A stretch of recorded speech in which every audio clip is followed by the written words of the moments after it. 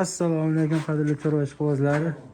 Novvos qo'chqor baqish bo'yicha eksperimentlardan eng kuchlilardan bittasi Karimova qishlog'idan Abdurov aka xonadonidamiz. Mollarni emlashga kelganmiz. Bu yerda hozir yem ochiqlaymiz. Sekin mol dumonaqligini ham ko'rsatadi. Mol bor-ku, yaxshi yemagan. Lekin vahimali narsa yemagan. Tevalari moldi. Quloqlarida va sevgi nimalari, iplari. Xo'p, sekin endi ko'rsatib boramiz. Bu mollar yangi kelgan.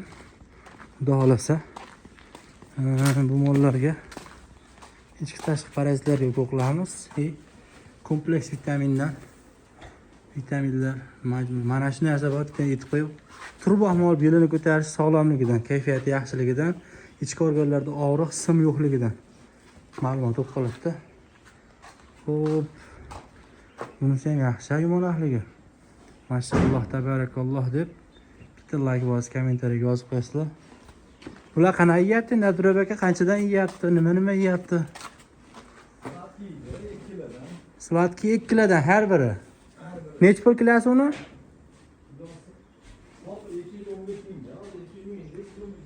215 ming, 40 ming, 40 kilo. 40 kilo atrofida bo'lsa, kilosini chiqarib olasizlar. O'shanda 2 kilodan yeyapti. Yana kepak boshqa yeydi, mana uyutilgan holatini ko'rsatyapti sizlarga. Bu reklamaga boshqa uchun emas, nimasini ko'rsatamiz. Xo'p, bu hashaki lavlaginiki. Oq lavlagi, hashaki lavlagi. Shunday, muncha desam, rossiyskiy bo'lishi kerak bu. O'zbekskiyskiy xarajatcha bor. Xo'p, shundan 2 kilo. Kepak ham yeydi? Qamoqda. Yem aralashganlari bor. Nar tomonda.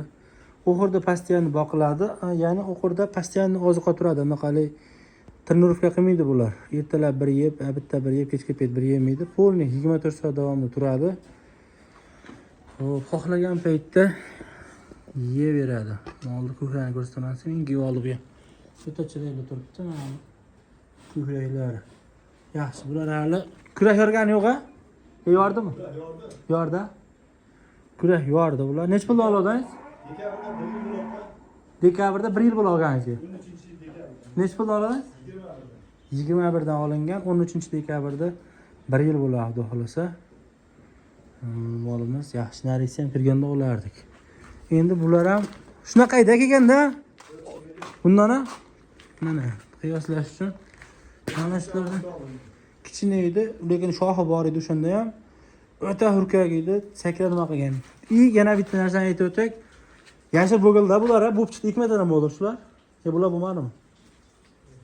Yashil bo'g'anda, xunajillarda oldi. Ketdi, xunajillar qizil. 1 marta bo'ldi, xunajillar. Yashil bilan kelgan, o'shanda ichinilarni olgan. Yashil emas u. Shunaqa shalah-palah deyapti, shunaqa-da, shunday deymiz. Bu tuyoqlariga e'tibor berasizlar. Tuyoqlari bir o'sib qaytgan holati. Xudo xolasa yaxshi, boqish shunchalik bo'larkan, bundan ortiq qimmat. Mamda qilishiga nechi buni ololmay qoldi. Dumalab yurib o'zini o'zi qashlayapti. Endi bularni ushlab, lichinalarni qilamiz, mashinaga yo'tallarga qarshi qo'llarni qilamiz. Bitta, ikkita, 3 ta. Mana shunaqa bitta bo'ladigan bo'lsa, yana bitta ma'lumot aytib o'tamiz. Yotgan yerda kechat qilyapti bu.